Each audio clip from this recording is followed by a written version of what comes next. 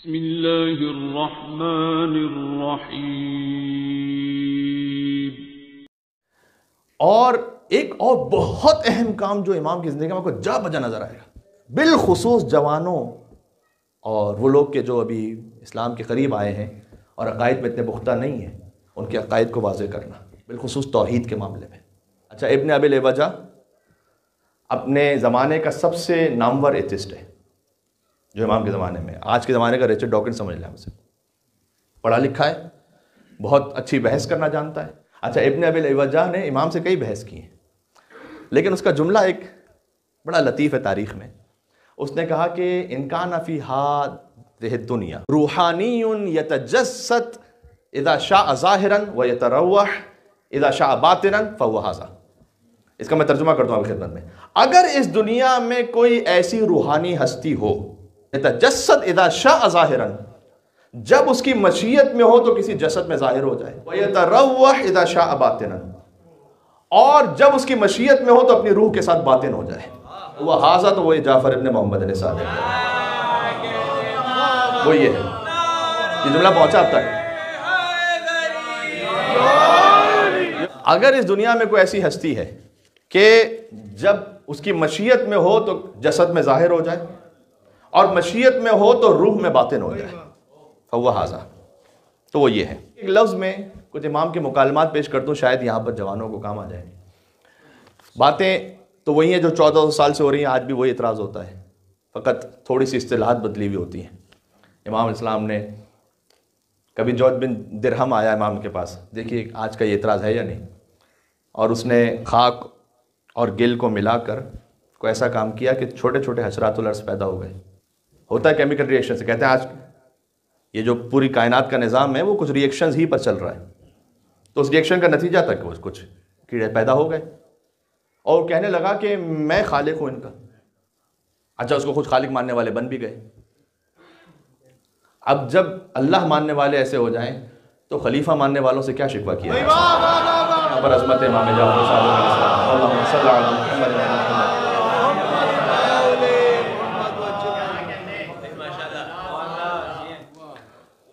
امام علیہ السلام کے پاس وہ آیا، کہتا ہے کہ ان کیڑوں کا خالق تو میں ہوں، میں نے خلق کیا ہے، اس ری ایکشن سے، اس کیمیائی ری ایکشن سے جو خلقت ہوئی وہ تو میں نے کی ہے۔ امام نے کہا اگر تو ان کا خالق ہے تو یہ بتا کہ ان میں سے نر کتنے اور مادہ کتنے ہیں۔ اگر خالق ہے تو جو مشرق میں جا رہے ہیں اسے مغرب کی طرف موڑ دے، جو مغرب میں جا رہے ہیں اسے مشرق کی طرف موڑ دے۔ بات ذہن میں رکھیے گا، جب آپ کہتے ہیں کہ یہی نیچر ہی خالق ہے، اگر نیچر سے مراد آپ گاڈ لیتے ہیں کہ ایک طاقت ہے ایسی کہ جو واجب الوجود ہے، اسے کوئی سپر سیڈ نہیں کر سکتا، تو پھر تو میں کہتا ہوں کہ ہمارا آپ کا اختلاف لفظی ہے فقط، آپ جسے نیچر کہتے ہیں اسے گاڈ کہتے ہیں، جھگڑنے کی ضرورت نہیں ہے، بات تو صفات پر ہے نا، لیکن آپ کہتے ہیں کہ کہیں کوئی طاقت نہیں ہے ایسی، اور یہی نظام ہی خالق ہے، اور اسی سے ہی سلسلہ آگے بڑھ رہا ہے، تو جو بھی کوئی ان کا خالق ہے وہ مشرق والوں کو مغرب کی طرف موڑ سکتا ہے، مغرب والوں کو مشرق کی طرف موڑ سکتا ہے۔ کہا یہ تو ممکن نہیں ہے مجھ سے۔ امام نے اپنا اشارہ فرمایا دست مبارک سے، نر الگ ہو گئے، مادہ الگ ہو گئی۔ کچھ دیر بعد دوبارہ جمع ہو گئے، امام نے پھر اشارہ کیا، مغرب والے مشرق کی طرف چلے گئے، مشرق والے مغرب کی طرف چلے گئے۔ امام نے اپنے اس عمل سے سمجھایا کہ میں اس دست قدرت کے ہونے کے باوجود بھی اپنی خالقیت کا اعلان نہیں کرتا، بلکہ خالق وہ ہے کہ جس کے سامنے جعفر صادق سر جھکا دیتا ہے۔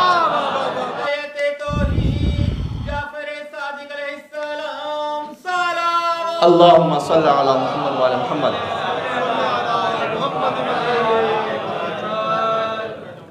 ابو شاکر دیسانی آیا امام کے پاس، کیا کوئی دلیل ہے آپ کے پاس کہ خدا ہے؟ امام نے کہا کہ اگر کوئی ایسا قلعہ ہو جس میں سونا بھی ہو اور ایک طرف چاندی بھی ہو، نہ سونا چاندی پر غالب آ سکے نہ چاندی سونے پر غالب آ سکے، کسی انسان کا وہاں سے گزر ہوا نہ ہو، ہوا وہاں سے گزری نہ ہو، تو کیا یہ ممکن ہے؟ کہ آپ کون سی مثال دے رہے ہیں؟ امام نے کہا کہ ایک انڈا مرغی کا، کسی کا وہاں سے گزر ہوا نہیں، اس میں سونا بھی ہے، اس میں چاندی بھی ہے، تو پھر اس کا خالق کون ہے؟ کبھی احکام پر اعتراض ہوتا ہے۔ ابن ابی لیوجہ یہی ایتھسٹ، اس نے آگے کہا کب تک مکہ کو رونتے رہیں گے، کب تک عرفہ جاتے رہیں گے، کب تک منی جاتے رہیں گے، یہ کیا معاملہ ہے؟ امام نے کہا کہ در حقیقت یہ وہ سرزمین ہے اور یہ وہ گھر ہے جسے اللہ نے دنیا کی خلقت سے 2000 سال پہلے بنایا ہے، اور اس سرزمین کی حیثیت اس کی خاک کی وجہ سے نہیں، اس کی نسبت کی وجہ سے. یہاں ہم آتے ہیں اللہ کی نسبت کی وجہ سے جو اس گھر کو حاصل ہے، اس سرزمین کو حاصل ہے. بات واضح ہو رہی ہے؟ اچھا، کہتا ہے کہ اگر خالق ہے بھی تو اگر زمین میں ہے تو آسمان میں کیسے، آسمان میں ہے تو زمین میں کیسے؟ امام نے کہا وہ جو خالق ہے وہ آسمان اور زمین کا بھی خالق ہے، لہٰذا ماورا ہے زمین و آسمان سے. پھر کہا کہ اگر خالق ہے بھی تو کیا فرق پڑ جاتا ہے؟ قیامت کا کیا معاملہ ہے کہ اس کی کیا دلیل ہے آپ کے پاس کہ حساب کتاب بھی ہوگا، جنت جہنم بھی ہے، کوئی ڈے آف ججمنٹ بھی ہے؟ امام علیہ السلام نے کہا کہ بہت ہی لاجیکل بات کی امام نے کہا دیکھ فرض کر مرنے کے بعد اگر کچھ بھی نہ ہو، کوئی قیامت نہیں، تو میں اور تو برابر ہو گئے، کچھ بھی نہیں ہوا. لیکن اگر قیامت ہوئی تو نقصان میں رہا اور میں فائدے میں رہا. تو اس کا اب میں آپ کو ایک مثال سے سمجھاؤں گا. اس کا رسک کتنا بڑا ہے کہ اگر قیامت ہے اور تو نے خدا کو نہیں مانا، اس رسک کو مینج کرنے کے لیے صحیح واجب ہے کہ تو یقین نہ بھی رکھتا ہو قیامت پر، تو ان باتوں پر عمل کر لے سمجھتے ہوئے کہ اگر قیامت ہوئی تو کیا ہوگا. مولانا صاحب یہ کیا بات ہوئی؟ اب ایک جگہ سے گزر رہے ہیں، سگنل کراس کر جائیں ریڈ سگنل پر، تو اس سے کتنا چانس ہے کہ آپ گزر جائیں گے اور کوئی ایکسیڈنٹ نہیں ہوگا؟ شاید 100 میں سے 99 ٹائمز شاید نہ ہو. رسک ہے 1%. اچھا اور مثال آسان کر دوں، آپ پیٹرول پمپ پر ہیں تو آپ اسموکنگ نہیں کریں گے. کیوں نہیں کریں گے بھائی؟ کتنے پرسنٹ چانس ہے کہ اسموکنگ کر رہے ہیں تو یہاں آگ لگ جائے گی؟ 0.1%. 0.1% پر جہاں 1000 میں سے ایک مرتبہ کام ہونے والا ہے، 999 کو روک کے رکھا ہوا ہے. کبھی بات یہ ہے کہ رسک کا تعلق اس کے پروسیس سے نہیں ہوتا، اس کے امپیکٹ سے ہوتا ہے. اگر یہ ہو گیا تو کتنا بڑا امپیکٹ ہے. امام علیہ السلام نے کہا اگر نہیں ہوا تو اور میں برابر ہیں، اگر ہو گیا تو. بات واضح ہو رہی ہے؟ یہ اللہ سبحانہ وتعالیٰ نے حجاب کے معاملات کو بھی اسی طرح سے رکھا ہے. اللہ مرد کی خلقت کو بھی جانتا ہے، عورت کی خلقت کو بھی جانتا ہے، اور مرد کی نیت کو بھی جانتا ہے. بڑے خلوص کے ساتھ آپ سے اپنی تمام ماؤں بہنوں سے عرض کر رہا ہوں کہ چاہے کوئی کتنا ہی آپ کے سامنے کنہی الفاظ کے ساتھ بہت سویٹ بن کر بات کر رہا ہوں کہ میری کوئی بری نیت نہیں، لیکن اللہ سبحانہ وتعالیٰ جانتا ہے، کیونکہ آپ اس کی خالق نہیں ہیں، اللہ اس کا خالق ہے. تو مولانا صاحب کیا اگر اس طرح سے اس حجاب کے معاملے میں جو اللہ سبحانہ وتعالیٰ نے بظاہر جو ہمیں سختی لگتی ہے وہ ہم نہ کریں تو کیا ہمیشہ ہی کوئی برا کام ہوگا؟ نہ، ہو سکتا ہے 999 مرتبہ نہ ہو، ایک مرتبہ ہو جائے. ایک مرتبہ کے لیے اسموکنگ چھوڑ دیتے ہو نا پیٹرول پمپ پہ، کہ ایک مرتبہ بھی نہ ہو، کیونکہ وہاں جان کا خطرہ ہے اور یہاں ایمان کا خطرہ ہے. ہم یہ نہیں کہہ رہے کہ ہمیشہ کوئی نہ کوئی غلط کام ہوگا، اور یہ تو میں 0.1% کی مثال دے رہا ہوں. یہاں پر معاملہ وہ نہیں ہے، یہاں پر اس سے بہت زیادہ امکان ہے.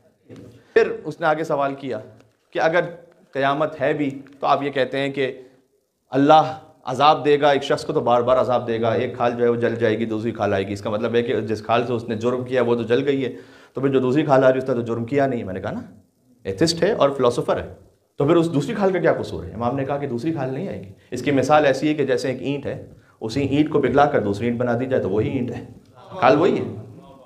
یہ اللہ کا نظام ہے کہ وہ بار بار اس کی جرم کی شدت کی وجہ سے اسی کھال کو بار بار ریپیئر کرتا رہے گا. کہ اچھا اگر موت آتی ہے تو پھر خاص ایک مرض رکھ دیتا کوئی اللہ کہ جس میں موت آ جائے. یہ اتنے سارے کیوں مرض اللہ نے خلق کیے؟ بات یہ ہے کہ اگر ایک ہی مرض رکھتا تو پھر انسان کو یہ پتا ہوتا کہ اگر میں اس مرض میں جاؤں گا تو موت آ جائے گی. اللہ تعالیٰ نے چاہا ہے کہ موت کو چھپا کر رکھے تاکہ انسان ہر وقت اللہ کی یاد میں رہے. یہ حکمت سمجھ میں آ رہی ہے؟ امام کہتے ہیں اللہم صلی اللہ.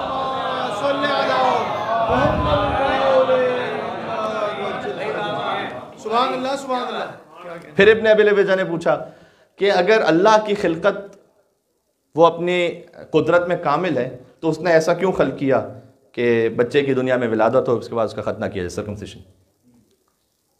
اگر اس کی ضرورت نہیں تھی تو پہلے ہی اللہ نہ عطا کرتا. امام علیہ السلام نے جواب دیا کہ اس کی مثال ایسی ہے کہ اللہ نے بال بھی عطا کیے، ناخن بھی عطا کیے ہیں، وہ ناف بھی عطا کی کہ جس کے ساتھ بچہ جڑا ہوتا ہے، بعد میں آ کر دنیا میں کرتی ہیں، اس لیے کہ وہاں ضرورت ہے، اب یہاں ضرورت نہیں ہے. اور اللہ سبحانہ وتعالیٰ نے اس کا معنوی پہلو، ہر ایک چیز کا فقط سائنٹیفک پہلو نہیں ہے، معنوی پہلو بھی اللہ سبحانہ وتعالیٰ نے احساس دلانا چاہے کہ تم آئے ہو تو کتنے کثیف آئے ہو اس دنیا میں، تم آئے ہو تو تمہاری حقیقت حیثیت کیا ہے. اور پھر کیا کہنا، امام نے فرمایا کہ اس خاطر ہے کہ اللہ نے جنہیں اپنی حجت بنایا ہے، اب میں وہ لفظ استعمال کر لوں، مختون بھیجا ہے اللہ سبحانہ و تعالیٰ نے انہیں آ کر اس کام کی ضرورت نہیں ہوتی ہے، پہلے سے پاک کر کے بھیجا ہے انہیں۔ اچھا اے جعفر صادق، یہ اگر اللہ اتنا حکمت والا ہے تو اس نے شراب جیسی لذیذ غذا کو حرام کیوں کیا ہے؟ امام سے پوچھا گیا۔ امام نے کہا کہ شراب کو اللہ نے اس لیے حرام کیا ہے کہ جب کوئی شراب پی لے نعوذ باللہ من ذالک تو اسے تمیز نہیں رہتی اپنی محرم اور نامحرم خواتین میں۔ اس پورے سلسلے کو آپ دیکھ لیجئے، یزید اپنی محرم عورتوں سے نعوذ باللہ من ذالک بدکاری کرنے والا، ملک بن مروان شراب کے نشے میں کنیز سے تعلق جوڑ کر اپنی کنیز کو نماز کے لیے بھجوانے والا، بعد میں ولید اور ان جیسے لوگ اپنی مردہ کنیز سے زنا کرنے والے شراب کے نشے میں۔ امام نے کہا کہ تمیز نہیں رہتی، تو اس نے کہا کہ اگر شراب کا یہ معاملہ ہے تو پھر ذبیحے کو کیوں رکھا اللہ نے؟ گوشت تو کم از کم حلال کر دیتا، چاہے کسی بھی طریقے سے مارا جائے۔ امام نے کہا کہ اس کی بھی ایک طبی وجہ ہے، ایک معنوی وجہ ہے۔ طبی وجہ ہے، میڈیکل ریزن یہ ہے کہ جب ذبیحہ ہو جائے شرعی تو وہ خون نکل جاتا ہے کہ جو مضر صحت ہو اس گوشت کے لیے۔ آج کی دنیا میں نہ لے کر آئیے گا کہ ہم تو فیکٹری میں جا کر اس کو کیمیکلز یا اس کو اتنا برن کر کے ان سب چیزوں کو ختم کر دیں گے۔ دین آفاقی دین ہے، آج یہ ساری فیکٹریاں ہر جگہ موجود بھی نہیں ہیں اور یہ آج بنی ہیں۔ امام علیہ السلام نے کہا کہ اس کی میڈیکل ریزن یہ ہے کہ جب وہ خون نکل جائے تو وہ خون جو مضر صحت تھا وہ نکل گیا جانور کے جسم سے۔ اللہ نے اس طریقے سے انسان صحت کا خیال رکھا اپنے بندے کی۔ پھر وہ خون کو کیوں نہیں حلال کیا؟ امام نے جواب دیا اس لیے کہ اگر خون کو حلال کر دیتا اللہ تو اس خون کے استعمال سے جسم میں بو پیدا ہوتی اور سنگ دلی پیدا ہوتی، اللہ نے اسے حرام کیا۔ اور پھر امام نے فرمایا اس کی معنوی وجہ یہ ہے کہ جب تم ذبیحہ پر اللہ کا نام لیتے ہو تو وہ جو غذا کھا رہے ہوتے وہ اللہ سے منسوب ہو جاتی ہے۔ وجہ سمجھ میں آ رہی ہے؟ پھر کہا کہ اگر جنت جہنم ہے ہی تو پھر اہل بہشت کا غذا کا فضلہ کہاں ہے؟ امام نے کہا وہ غذا اتنی لطیف ہے کہ وہ پسینے کی صورت میں باہر آ جائے گی۔ کہا اس کی کوئی مثال ہے؟ امام نے کہا شکم مادر میں ایک بچہ ہے جو کھاتا بھی ہے پیتا بھی ہے لیکن جسے کسی فضلے کی ضرورت نہیں محسوس ہوتی۔ اچھا اگر وہاں حوریں اللہ عطا کرے گا تو یہ کیسے ممکن ہے کہ 70 لباس بھی ہوں پھر بھی اس کا بدن نظر آ رہا ہو؟ امام نے کہا اگر بہت صاف اور شفاف پانی ہو دنیا میں، وہ پانی میں اس حدیث کے اعتبار سے استعمال کر رہا ہوں، وہ سی تھرو ہوتا ہے، آپ اسے دیکھ سکتے ہیں۔ امام نے کہا جنت کے لباس کی مثال حوروں کے لیے یہی ہے۔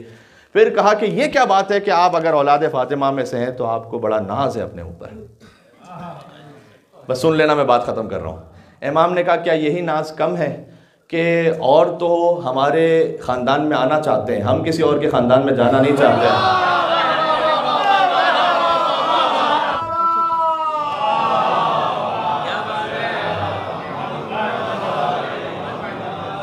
امید ہے کچھ باتیں ایسی ہوں گی جو کہیں نہ کہیں ہمارے ڈاؤٹس کو بھی کلیئر کریں۔ بہت کچھ ایسا ہوتا ہے کہ جس سے پھر آپ اور بلڈ اپ کرتے ہیں اپنے علم سے، پھر امام جعفر علیہ السلام کا جو کلام ہے اس کو آپ جوڑ کر اور کچھ معرفت کے دریچوں تک پہنچتے ہیں۔ پھر کبھی کسی دوست سے بحث ہے، کبھی کسی ملحد سے گفتگو ہے، کبھی کوئی آپس میں دوستوں میں بات ہے، اپنے ڈاؤٹس ہیں۔ بات واضح ہو رہی ہے؟